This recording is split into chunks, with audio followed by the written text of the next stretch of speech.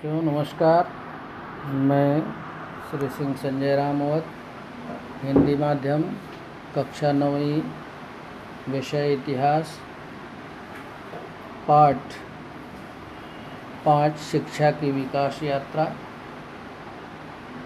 बच्चों, इस पाठ में हम भारतीय शिक्षा व्यवस्था के प्रमुख चरणों और योजनाओं की संक्षिप्त में समीक्षा करेंगे। इसमें प्राथमिक, माध्यमिक और उच्च शिक्षा का विचार किया गया है। साथ ही भारत के कुछ प्रतिनिधिक क्षेत्र के अनुसंधान संस्थानों की समीक्षा की है। इसके आधार पर हम संपूर्ण देश की शिक्षा व्यवस्था की संकल्पना कर सकते हैं।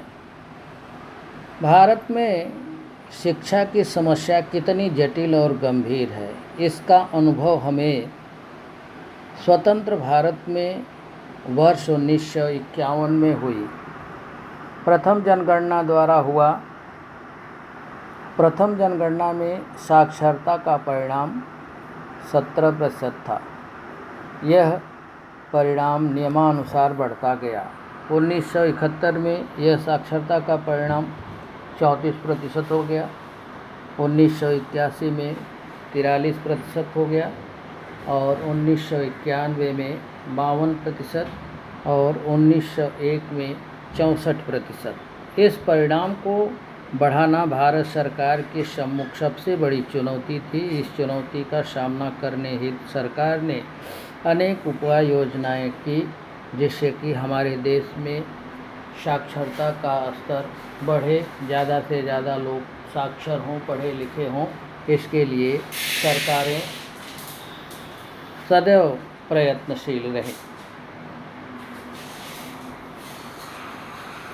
प्राथमिक शिक्षा वर्ष 6 से 14 वर्ष आयु वर्ग के विद्यार्थियों को जो शिक्षा प्रदान की जाती है उसे प्राथमिक शिक्षा कहते हैं।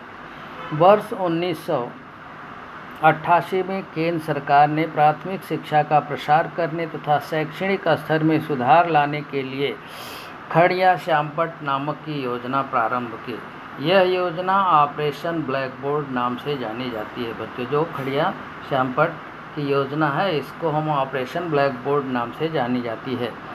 विद्यालयों के स्तर में सुधार लाना, शिक्षा की न्यूनतम आवश्यकताओं की पूर्ति करना, कक्षा के न्यूनतम 2 सुव्यवस्थित कमरे, स्वच्छता गृह, 2 शिक्षकों में से 1 महिला अध्यापिका, श्यामपट्ट मानचित्र, प्रयोगशाला सामग्री, छोटा सा पुस्तकालय, मैदान, खेल सामग्री के लिए सरकार ने विश्वविद्यालयों को राशि उपलब्ध करा दी। इस योजना के कारण प्राथमिक शिक्षा व्यवस्था को गतिमान होने में सहायता प्राप्त हुई। वर्ष 1994 में इस योजना को विस्तार देते हुए 100 से अधिक विद्यार्थी संख्या वाले विद्यालयों में 1 कमरा और 1 अतिरिक्त शिक्षक की नियुक्ति का प्रावधान किया गया। छात्राओं के विद्यालयों, अनुसूचित जातियों, जनजाति बाहुल विद्यालयों और ग्रामीण क्षेत्रों को वरीयता दी गई। शिक्षकों की नियुक्तियों में 50% पदों पर महिलाओं की नियुक्ति करने का बंधन राज्य सरकार पर लगाया गया। वर्ष 1994 में प्राथमिक शिक्षा के सार्वत्रिकरण के लिए जिला प्राथमिक शिक्षा कार्यक्रम DPEP शुरू किया गया। यह उपक्रम महाराष्ट्र सहित 7 राज्यों में शुरू हुआ। प्राथमिक विद्यालयों में विद्यार्थियों की 100% उपस्थित विद्यार्थियों के होने वाले रिसाव को रोकना, लड़कियों की पढ़ाई लिखाई, दिव्यांगों के लिए शिक्षा, प्राथमिक शिक्षा पर अनुसंधान और मूल्यांकन, वैकल्पिक शिक्षा, सामाजिक जागृति आदि उपक्रमों का इसमें समावेश था। विद्यार्थियों का उचित भरण पोषण हो, इसके लिए वर्ष 1995 में मध्याह्न भोजन योजना का प्रारंभ किया गया। मिड डे मील जो बच्चों को मिलता है। वर्ष 1991 में केरल राज्य पूर्णतः साक्षर हो गया। महाराष्ट्र राज्य को पूर्ण साक्षर होने के लिए कौन सी उपाय योजना की जा सकती है? केरल जो है साक्षर राज्य हुआ।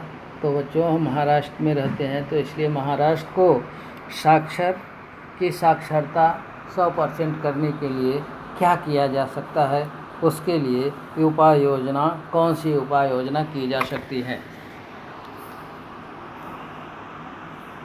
माध्यमिक शिक्षा। भारत स्वतंत्र होने के पश्चात शिक्षा मंत्री मौलाना अबुल कलाम आज़ाद ने शिक्षा क्षेत्र में आमूलाग्र परिवर्तन लाने का निश्चय किया। इसके लिए विश्वविद्यालय शिक्षा आयोग का गठन किया गया था। इस आयोग ने माध्यमिक शिक्षा के संदर्भ में एक स्वतंत्र आयोग गठित किए जाने की सिफारिश की। उसके अनुसार वर्ष 1952-53 में मुदलियार आयोग का गठन किया गया। उस समय भारत में शिक्षा का प्रतिरूप पैटर्न 11वीं प्लस स्नातक के 4 वर्ष अथवा 11वीं +1+3 था।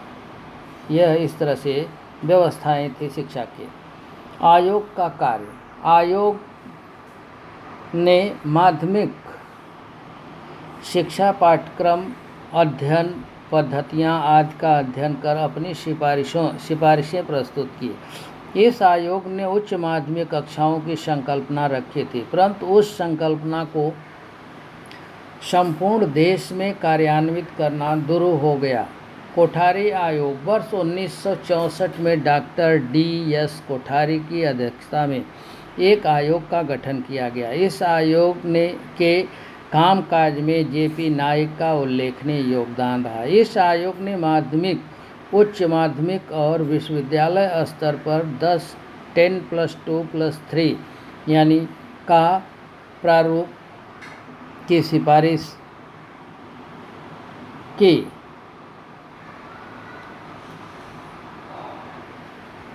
यह व्यवस्था वर्ष 1972 से क्रियान्वित हुई। कोठारी आयोग ने शिक्षा की एक ही राष्ट्रीय प्रणाली हो, शिक्षा में मातृभाषा हिंदी और अंग्रेजी भाषाओं का समावेश हो, शिक्षा को समाज के निचले से निचले स्तर तक ले जाने के लिए निरंतर शिक्षा, प्रौढ़ शिक्षा, पत्राचार शिक्षा, मुक्त विश्वविद्यालय जैसे उपक्रम सुझाए। अनुसूचित जातियों, जनजातियों जैसे उपेक्षित वर्गों को प्राथमिकता देने, सरकारी बजट में शैक्षणिक व्यय को बढ़ाना जैसे सिफारिशें की। महाराष्ट्र ने वर्ष 1972 में 10+2+3 इस शैक्षणिक संरचना को स्वीकार कर वर्ष 1975 में 10वीं कक्षा की प्रथम सालांत परीक्षा ली। कोठारी आयोग द्वारा सुझाए गए इसमें शिक्षा का उद्देश्य, शिक्षा का आधुनिकीकरण, सामाजिक एवं राष्ट्रीय एकात्मकता, सामाजिक, नैतिक, आध्यात्मिक मूल्यों का संवर्धन, शिक्षा और उत्पादकता, लोकतंत्र का संरक्षण और संवर्धन। यह जो है कोठारी आयोग द्वारा सुझाए गए शिक्षा के उद्देश्य हैं। यह पांच चीज़ें हैं, इसको आप देख रहे हो। उच्च शिक्षा। स्वतंत्रोत्तर कालावधि में शिक्षा। स्वतंत्रता प्राप्त के पश्चात वर्ष 1948 में केंद्र सरकार ने डॉक्टर सर्वपल्ली राधाकृष्णन की अध्यक्षता में विश्वविद्यालय शिक्षा आयोग का गठन किया। आयोग को वित्तीय अनुदान, विश्वविद्यालयों की गुणवत्ता और समन्वय बनाए रखने जैसे कार्य सौंपे गए। कार्यप्रणाली। आयोग ने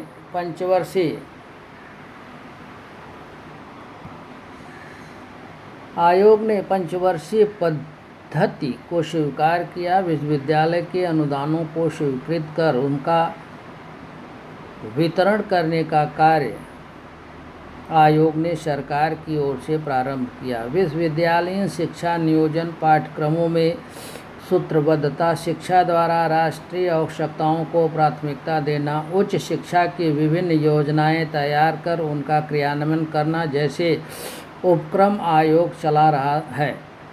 आयोग ने विश्वविद्यालयीन विकास परिषदों को गठित करना, स्नातकोत्तर अध्यापन हेतु उन्नत अध्यापन केंद्र तथा नए विश्वविद्यालय स्थापित करना जैसे विषय में महत्वपूर्ण कार्य किए।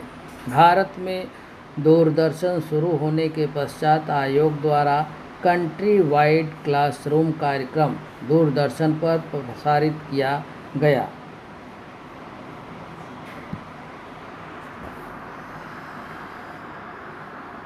महाराष्ट्र में बच्चों 1965 में कला शिक्षा की नीति को तय करने और उन नीतियों को कला संस्थानों द्वारा क्रियान्वित करने हेतु कला निदेशालय की स्थापना की गई थी। विद्यालयीन स्तर पर ली जाने वाली ड्राइंग ग्रेड परीक्षाओं को आयोजित करने का दायित्व इस विभाग ने स्वीकारा। अब national council for educational research and training NCERT, N for national, C for council, E for education, R for research and T for training 1 सितंबर 1961 को दिल्ली में इस संस्थान की स्थापना की गई। केंद्र सरकार को विश्वविद्यालयीन शिक्षा के विषय में सर्वांगीण नीतियों के संदर्भ में और शैक्षिक योजनाओं के कार्यान्वयन में सहयोग देना इस संस्थान का प्रमुख उद्देश्य है। शिक्षा से संबंधित अनुसंधान, शोधकार, विकास, प्रशिक्षण, विस्तार, शैक्षिक कार्यक्रम, शालेय पाठ्यक्रम और पाठ्यपुस्तकों की पुनर्रचना आदि का उत्तरदायित्व NCERT को सौंपा गया।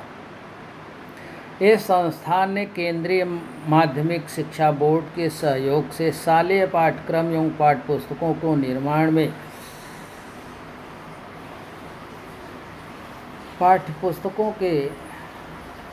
निर्माण में केंद्रीय भूमिका निभाई।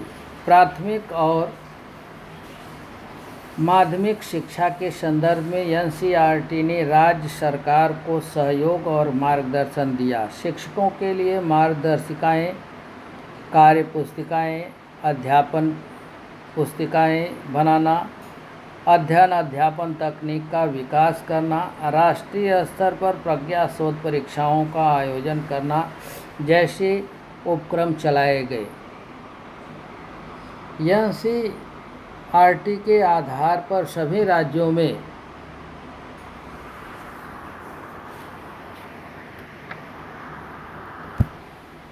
स्क्रेप SCERT संस्थानों की स्थापना की गई। महाराष्ट्र राज्य के लिए महाराष्ट्र राज्य शैक्षणिक संशोधन अनुसंधान तथा प्रशिक्षण परिषद नामक संस्थान की स्थापना की गई।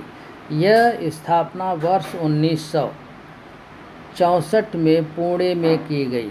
प्राथमिक शिक्षा का स्तर ऊपर उठाना, शिक्षकों के लिए सेवांतर्गत प्रशिक्षण का आयोजन करना, पाठ्यक्रम तथा मूल्यांकन के संदर्भ में प्रशिक्षण देना, 10वीं और 12वीं कक्षाओं की परीक्षाओं के बाद विद्यार्थी कौन से व्यावसायिक पाठ्यक्रम चुने, इसका विद्यार्थियों को मार्गदर्शन करना जैसे शैक्षणिक कार्यक्रम यह संस्थान करता है। इस संस्थान को विद्या प्राधिकरण नाम से भी संबोधित किया जाता है। इस संस्थान द्वारा जीवन शिक्षण नाम की पत्रिका का प्रकाशन किया जाता है।